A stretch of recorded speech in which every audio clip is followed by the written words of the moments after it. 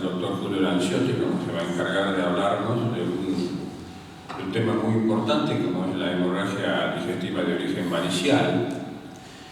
Es tan importante que muchas veces uno lo escucha decir a los residentes de los diversos años: ¿sabes cuál es la diferencia entre un residente de primer y segundo año? 1000 hemorragias. De modo tal que creo que lo que nos va a hablar hoy día y nos va a transmitir el doctor es una cosa como para tenerla muy en cuenta, porque aparte es una patología muy, pero muy frecuente en nuestro medio.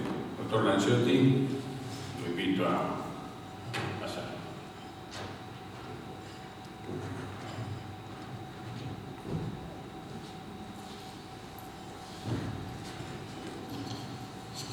¿Qué tal? Muy buenos días. Antes que nada, quiero agradecer la invitación. Mi nombre es Julio Lanciotti, soy médico del Servicio de Gastroenterología del Hospital Padilla. Y bueno, el tema que preparé para dar esta mañana es hemorragia digestiva alta de origen varicial. Antes que nada, definimos qué son las varices esofágicas.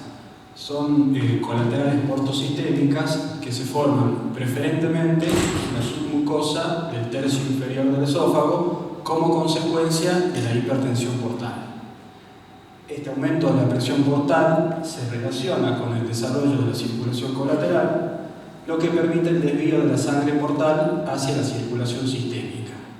Estas desviaciones espontáneas se producen a través del cardias, por las venas gastroesofágicas intrínsecas y extrínsecas, se producen a través del conducto anal, mediante las venas hemorroidales superiores, que se anatomosan con las venas hemorroidales medias e inferiores, se producen a través del ligamento falciforme del hígado, mediante las venas paraumbilicales, a través de la pared abdominal y tejidos retroperitoneales, y también a través de las venas gástricas, pancreáticas y esplénicas. Ahora bien, ¿qué es la hipertensión portal? Se la define como el aumento en el gradiente de la presión venosa hepática a 10 milímetros de mercurio, sabiendo que el valor normal es de 1 a 5 milímetros de mercurio.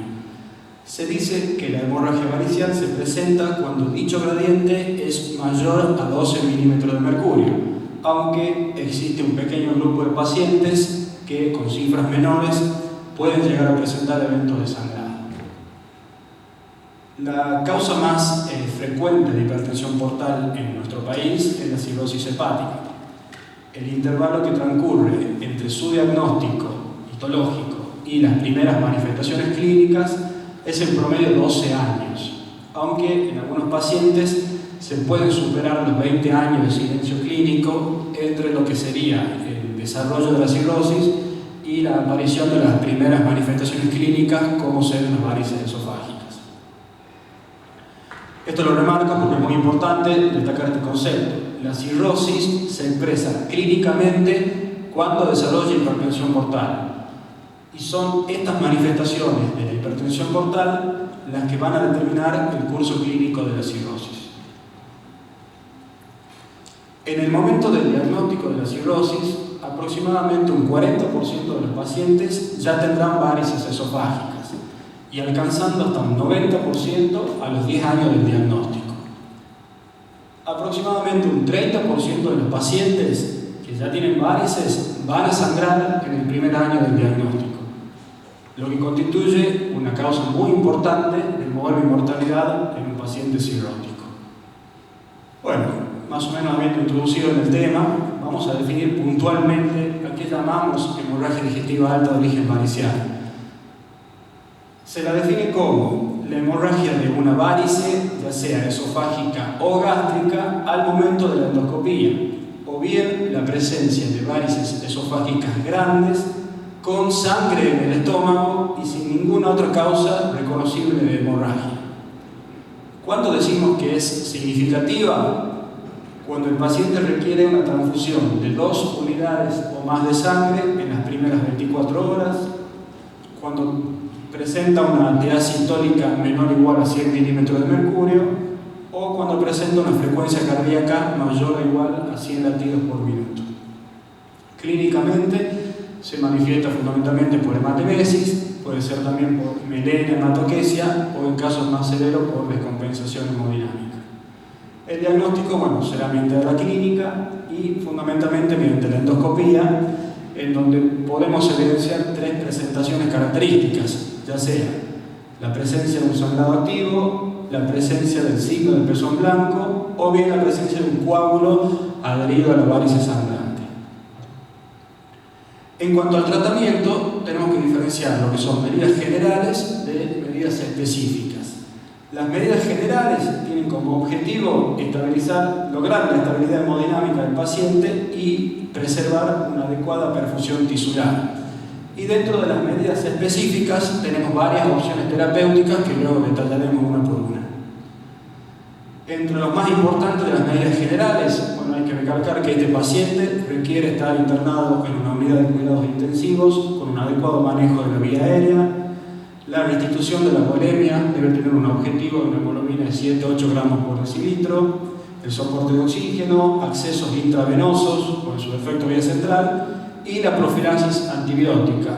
La remarco porque es un detalle no menor y es muy importante y muchas veces suele ser pasado por alto.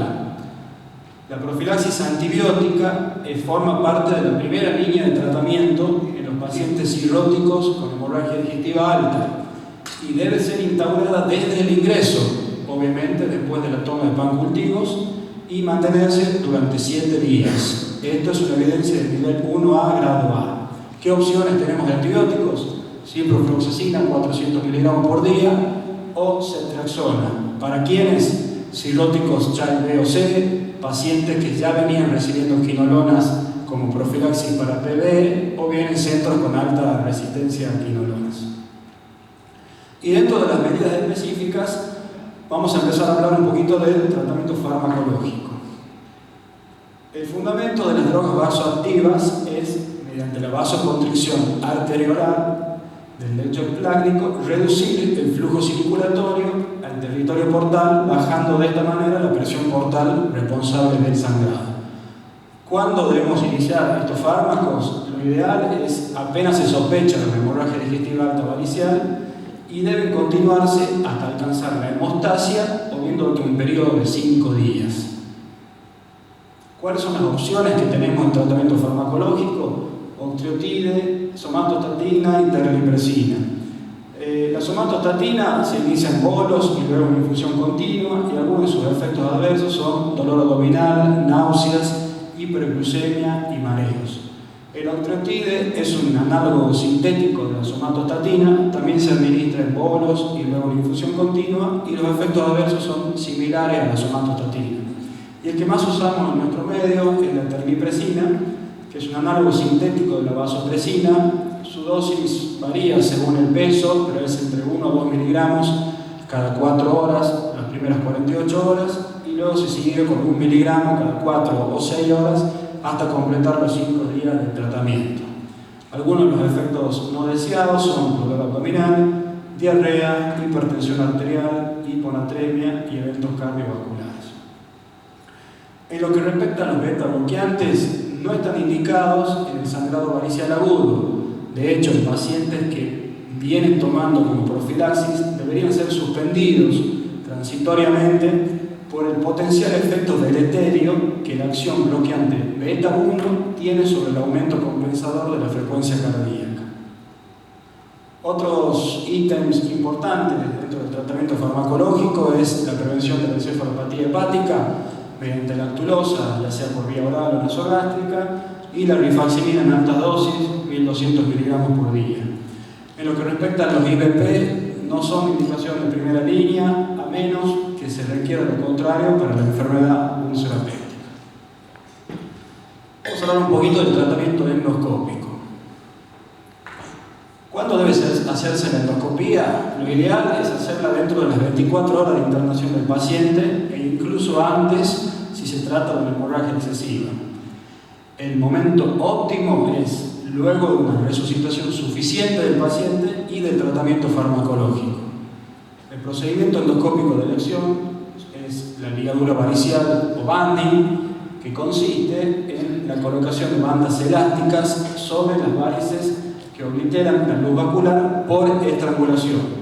Esto lleva a una trombosis de la luz varicial y por ende una respuesta inflamatoria perivascular. Estos mecanismos, al repetir las sesiones, van a finalizar con la erradicación completa de las varices. La forma de hacerlo siempre es en forma distal, en las varices más próximas a la unión esófago-gástrica, en forma ascendente, helicoidal. Se hacen hasta 6 bandas por sesión. Las mismas se pueden repetir cada 2 o 4 semanas hasta lograr la completa erradicación de las mismas. Una vez logrado dicho objetivo terapéutico, los controles endoscópicos se dan a los 3 meses y posteriormente a los 6 meses. Aquí vemos un pequeño video en donde ya está el dispositivo montado en el endoscopio. Buscamos una varice próxima a la unión esófago-gástrica, se realiza una aspiración sostenida, ingresa la varices y girando el mango del dispositivo en sentido de la aguja del reloj, se dispara la banda y luego podemos insuflar y retirar un poquito el endoscopio y notamos cómo queda ligada la varice. Esto se puede hacer hasta 6 bandas por sesión y, como dijimos, cada 2 a 4 semanas hasta lograr la completa erradicación de las mismas. Otra opción del tratamiento endoscópico es la escleroterapia con polidocanol, que ya no debería ofrecerse como un tratamiento de referencia en estos pacientes, pero puede llegar a ser útil en caso de no contar con ligadura endoscópica. Ahora bien, sabemos que hay entre un 10 y un 20% de los pacientes en los que hay un fracaso terapéutico, es decir, falla tanto el tratamiento farmacológico y el tratamiento endoscópico.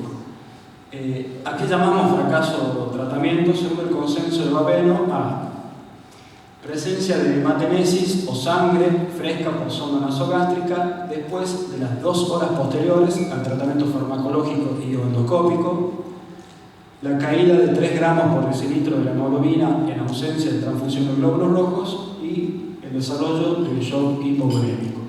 En estos pacientes tenemos otra opción de tratamiento que es la colocación de un TIPS. El principio del TIPS es la creación de una comunicación intraparenquimatosa hepática entre una rama portal, generalmente la derecha, y una vena suprahepática, generalmente también la derecha. Este trayecto se mantiene permeable por medio de una prótesis metálica expansiva. Hay evidencia que demuestra que en pacientes cirróticos descompensados, Child B o C, con sangrado activo, la colocación precoz de un TIPS con un stent recubierto con politetrafluoroetileno se asoció con una disminución significativa del fracaso en el control del sangrado, una disminución del resangrado, disminución de la mortalidad y sin incremento del riesgo de la encefalopatía hepática. Otra de las opciones terapéuticas es la colocación de una sonda balón. Tiene una utilidad hemostática alta, alcanza aproximadamente un 90%, pero su uso está limitado a 24, quizás hasta 48 horas, por las severas escaras asociadas también al alto riesgo de broncoaspiración. A su vez, otra contra que tiene es un alto porcentaje de desangrado al retirar la sonda. Por lo tanto, la sonda balón debería estar orientada a todo paciente con hemorragia digestiva alta de origen varicial, en los cuales la ligadura mediante bandas o la escleroterapia no son factibles, no están disponibles o hayan fracasado. Otra de las opciones son las prótesis esofágicas.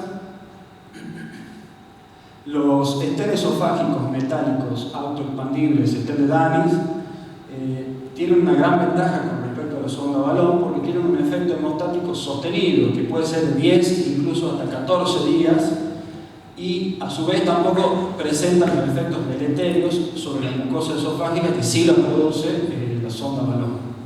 Otra de las ventajas son de fácil implantación, sin necesidad de endoscopía, presentan marcadores radiopacos en ambos extremos y en el punto medio de la prótesis, lo que favorece su control por rayos X, y la forma variable del entretejido de la prótesis se ajusta a la peristalsis del esófago, lo que reduce drásticamente el riesgo de migración hacia el estómago.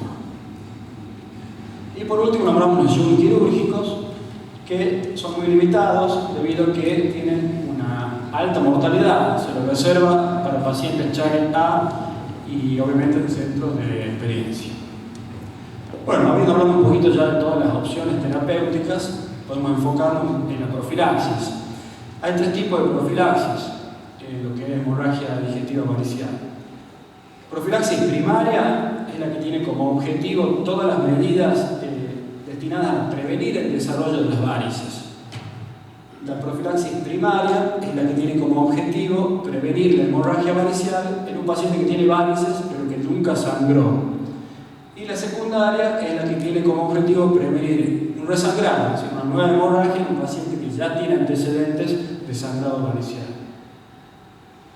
Dentro de la profilaxis preprimaria, es decir, un paciente cirrótico sin varices esofágicas, en el momento del diagnóstico, deberá controlarse con una nueva endoscopía a los 2 o 3 años y no deben recibir tratamiento profiláctico, ya que no hay evidencia científica disponible que avale el uso de beta bloqueantes en estos pacientes para prevenir la formación de varices.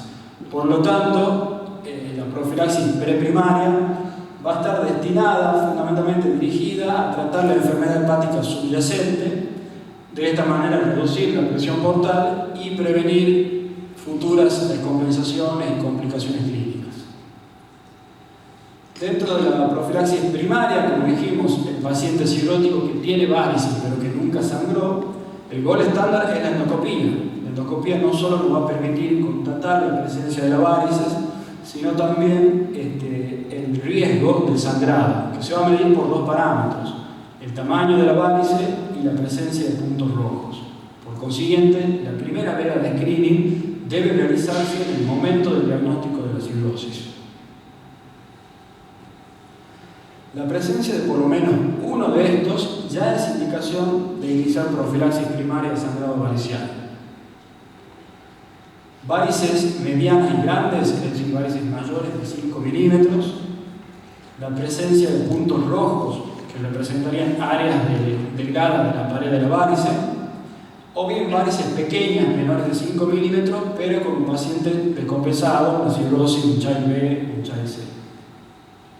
Dijimos que la profilaxis primaria, su objetivo era prevenir el primer episodio de hemorragia, a su vez mejorar la sobrevida del paciente, mejorar la calidad de vida y postergar el trasplante hepático. ¿Qué opciones tenemos para esta profilaxis?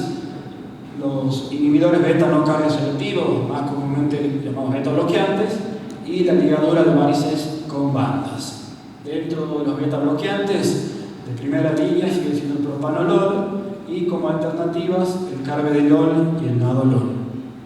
Las dosis del propanolol se inician 40 miligramos por día repartido en 2 tomas y se puede ir aumentando la dosis cada 7 días aproximadamente hasta lograr el efecto deseado, hasta un máximo de 320 miligramos. El nadolol también 40 miligramos diarios hasta un máximo de 160, y el carvedilol se inicia con dosis bajas de 6,25 miligramos una vez por día hasta 12,5 sería la dosis máxima. El objetivo terapéutico es lograr una frecuencia cardíaca entre 50 y 55 latidos por minuto en el reposo. ¿Cuáles son las ventajas de los beta bloqueantes? Bueno, su fundamento fisiopatológico, mediante el mecanismo de acción reducen la presión portal, son fármacos seguros, son baratos, no constituyen un método invasivo y está comprobado que reducen la recurrencia varicial post-erradicación endoscópica. Algunas de las desventajas o contras que tienen sus contraindicaciones, algunas absolutas o relativas, también presentan efectos adversos que llevan a discontinuar un 10 o un 15% de los pacientes, constituyen un tratamiento a largo plazo y por ende es muy importante la adherencia del paciente, que no es un detalle menor, debido a, diríamos, las características socioeconómico-culturales de muchos de los pacientes que vemos en nuestros medios, en donde la adherencia no es lo más común de ver. Hay algunas contraindicaciones de los beta bloqueantes, como dijimos, algunas absolutas, como ser un asma severo, un EPOC severo, un bloqueo auriculoventricular, estenosis aórtica, algunas de las relativas, diabetes insulino dependiente, radical sinusal, y algunos de los efectos adversos que llevan a discontinuar el tratamiento pueden ser insomnio, cansancio, apatía, impotencia sexual, hipotensión, bradicardia, etc. Entonces, como conclusión, nos tiene que quedar bien claro que en pacientes cirróticos con varices que nunca sangró, de primera línea la profilaxis va a ser beta bloqueante. y en caso de contraindicaciones o por elección del paciente se recurrirá a la ligadura con bandas. Profilaxis secundaria, dijimos que era el paciente cirrótico con varices que ya había sangrado y en el cual nosotros queremos prevenir un resangrado.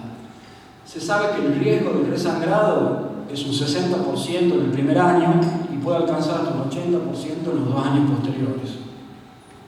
El máximo riesgo tiene lugar en las semanas siguientes a la hemorragia índice. Por lo tanto, en el día sexto posterior al sangrado índice debe comenzar la profilaxis secundaria. ¿Cuál es el tratamiento de elección en estos casos? Es la terapia combinada, es decir, beta bloqueantes más ligadura con bandas.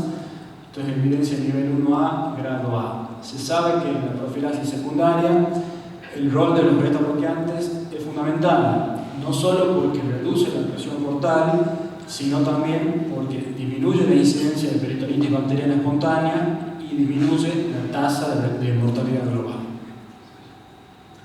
Se puede combinar con mononitrato de isosorbide. Esto potencia el efecto, digamos, de reductor de la presión portal, pero no hay evidencia que disminuya la tasa de desangrado ni la tasa de mortalidad. La monoterapia, ya sea beta bloqueantes o ligaduras por separado, es una opción teniendo en cuenta la preferencia del paciente o el criterio clínico. Y por último, bueno, si hay fracaso de ambos tratamientos y el paciente vuelve a sangrar, obviamente la opción que siempre está presente es la colocación de TIPS. Como conclusión, entonces, un paciente cirrótico con varices que ya sangró y queremos evitar un resangrado, de elección es el tratamiento combinado, beta bloqueantes más ligadura con bandas y ante fracaso terapéutico la colocación de TIPS. Bueno, y esto es para terminar, un poquito de humor aprovechando que hoy es viernes. Reitero mi agradecimiento por la invitación y bueno, espero haber sido lo más claro posible y muchas gracias por su atención.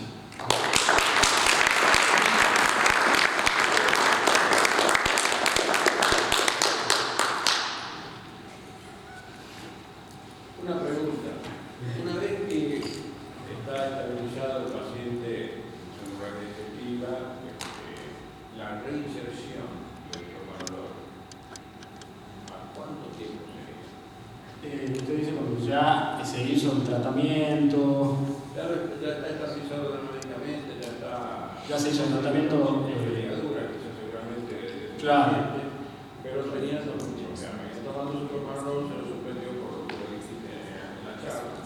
La pregunta es, ¿en qué momento lo reinsertamos de nuevo al beta bloqueante? Y sí, se lo inserta entre 6 y 7 días posteriores, ¿sí? Después del tratamiento farmacológico o bueno, combinado. Y se lo suspende previamente, por eso yo recalqué esa diapositiva, porque si la mayoría de los pacientes ya lo vienen recibiendo, pero no están indicados en hemorragia aguda. Vos dijiste también que dentro de las opciones terapéuticas estaba el quirúrgico. Sí. ¿Qué condiciones debe reunir el paciente para uno plantearse hacerle una intervención quirúrgica? Por lo que yo leí, la verdad, no es algo que es muy habitual hacerlo, se lo deja para pacientes que están en muy buen estado general, que quizás ya hayan fracasado alguna otra opción terapéutica y obviamente tienen que ser en centros que tengan amplia experiencia.